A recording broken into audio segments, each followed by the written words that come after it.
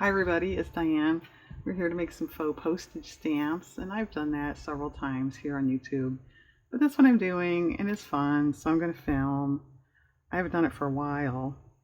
I cut all these images out of a 1970s reproduction Sears catalog from 1927. And before I fussy cut this stuff, I just thought it'd be kind of fun to look at the prices on these. So toys. And interestingly enough, my grandparents had a parakeet named Skeezix. And I was told it was a little cartoon character, and I didn't know, and I'd never heard of it. There it is. Isn't that funny? More toys. I kind of did toys and kitchen utensils. A wacky harmonica, 33 cents. Several of them I didn't get the price. It's a toy, 45 cents. It's mechanical. Isn't that kind of funny? 30 cents for an egg beater. 95 cents for a coffee mill, they're calling it. 63 cents for a muffin tin. And 21 cents for a box of SOS pads. And I didn't even know they were that long, old. It was that long ago. You get 6 cakes for 21 cents. A colander, 49 cents. It's made out of aluminum. A rubber doll, 19 cents. Tea kettle, $4. A skillet, $1.88. And then a double boiler. You gotta lay out $1.40 for that. Okay. Enough falderall. I'm going to cut and come back. Okay, all our little images, people, dolls, etc. are cut out. Normally, this type of thing I would put and have put on end papers of old books. I may do that with some of these, like that one has more detail, but just to be different, I thought about a color behind, and I made these, I don't know, 8 years ago or something, a big stack of just randomly painted and a couple stamped old book pages. The problem is, to me anyway, it has to be darker. That's too competing with the lettering, I think. So I pulled some that are darker. It's okay. What do you think? Is it neat? Or maybe it should just be on blank?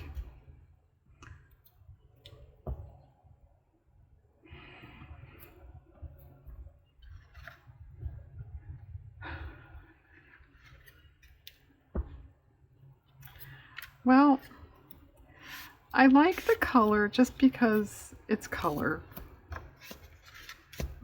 But I think the images do probably show up better. Well, that's not bad.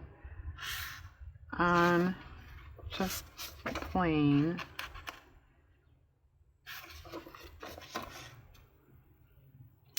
Okay, you know what I'm going to do? I'm going to find plain paper and put them all on. What I use, like I mentioned, is book. You know, if you can find an edge that's blank or an end paper is really good. I might have some here. Yeah, here's some. So I'm going to glue them all to an end paper type thing. And if you're going to do this, don't glue them like that because you need room to cut, space them out. Okay, I'll glue them all down. I will go ahead and cut them out. I use these mini pinking scissors, craft scissors. There are other ways to do it. I've explained that before. Other people have probably explained that before. But anyway, we'll do that. And then I'll come back and maybe add a color border or something like that. And just for the record, I didn't cut the SOS pads out. I decided it was just kind of neat the way it is. And actually, if you cut that out, it's not too terribly exciting anyway. So I think I'll put it in my glue book or something like that after I straighten up the bottom. Okay, I'm going to glue to end paper type things and cut them out, and then I will come back. Okay, they're cut out. Not using these. My original thought was to put a color border around the inside and then cut them out with these. And I thought, well, that still sounds a little dull. I don't want to just color in the background because why did I use this paper then in the first place? So what if I glued them to a color and then cut out with this? Yeah, it's turning into a project. So I think that's what I'm going to do. And then possibly add an interior border. And then we get to actually postmark, and that's the fun part. Okay, so I have to pause and do that. Okay. As you can see, I've done a lot of work without you. Mainly because my phone camera crashed. And I didn't notice it right away. So the last segment is Lost to the Ages. They all have a border. The blue is marker. The browns and yellows are gel pen. They all received a letter and a number, very random, just to make them look sort of like real stamps. So we're up to postmarks. So I pulled the ones I have out, and having them down in a black box is not ideal. And actually, I have some new ones. I was gifted some rubber stamps, and there were some postmarks in one of the sets. That's nice. And this is pretty dark, isn't it? Yeah, okay. I don't think I want that. That is pretty cool, though, isn't it? Okay, put this one aside. Well, I've used this one a lot, and I don't know that it sticks anymore. Aha! And as I've pointed out in other stamp videos, if you have an area that, maybe I missed a corner, didn't turn out well, or something like that, it's a perfect place to put a postmark. So think of that while you're doing this. I may add more than one to some of these.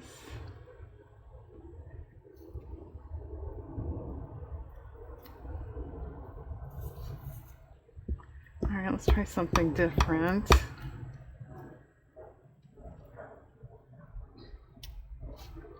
Well, let's try an actual. That one's not going to stick. See? Diane, don't you get tired of being right all the time? No, because she's not.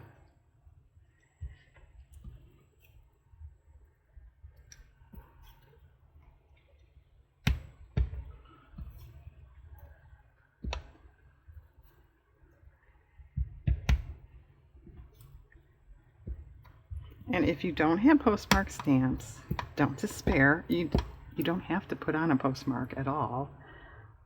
But if you want to, I have, before I had these sets, you can draw around a coin, like a dime. It would be about the right size for this. A nickel.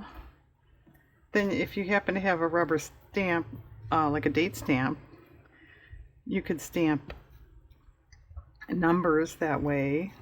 If you have an alphabet stamp, you could stamp a letter. You could draw lines. I mean, I admit, a stamp is really nice to get them nice and perfect. You could even just draw, like I've seen on, it's older letters, but say this is a stamp, a couple things like that. So there are other ways of doing things. I always forget which way this one goes.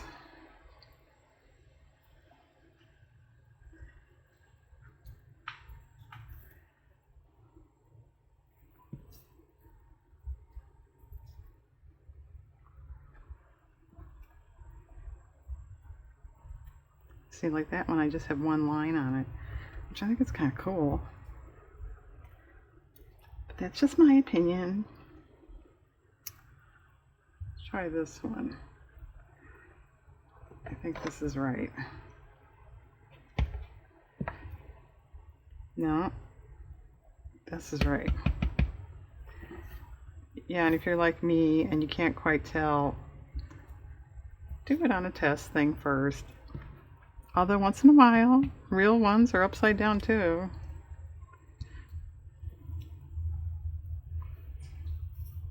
I don't know that's so much the case nowadays, but it happened.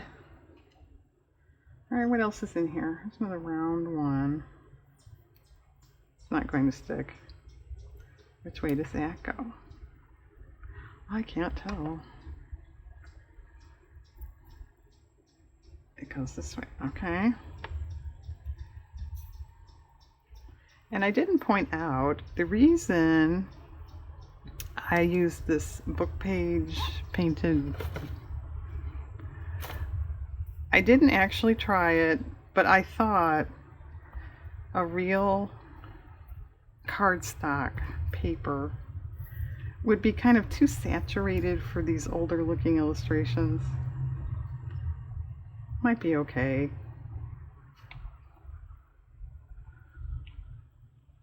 Well, let's just try some lines on some of these. Good. Put more on this one. Good.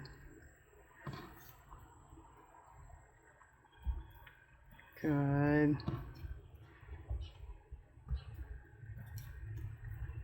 All right, a few left. Let's see this.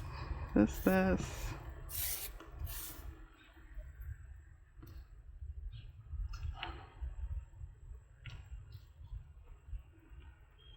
don't know what this would look like. Let's just try one.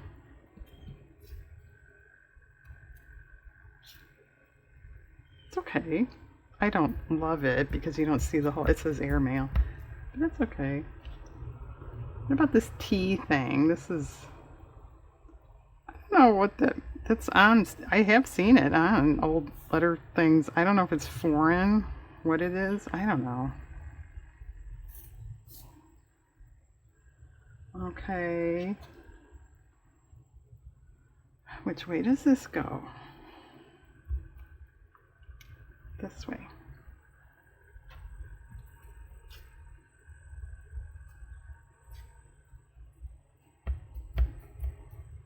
Like this one, why don't we just do the bigger lines?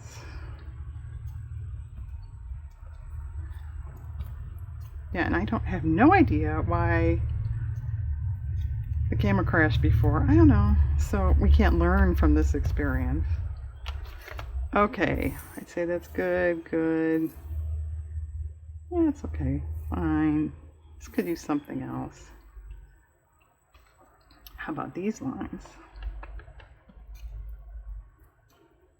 Good. That's okay. What about something in the corner?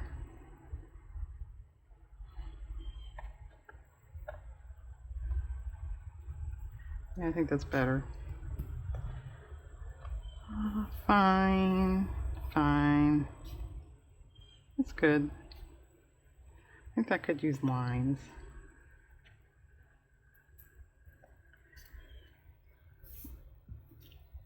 Good.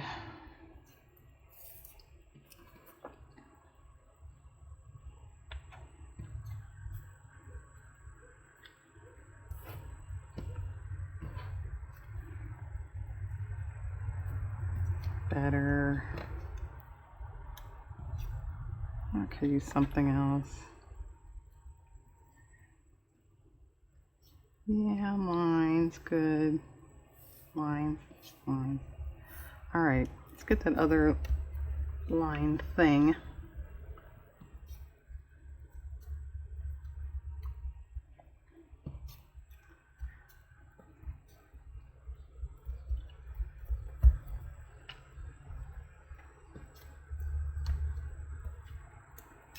Okay, is this the last one?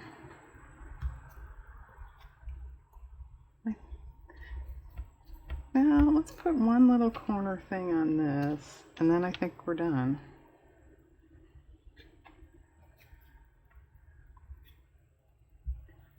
Okay, I will show them, because I didn't point out before what don't know how many people really care, but what these designs actually are a little interesting.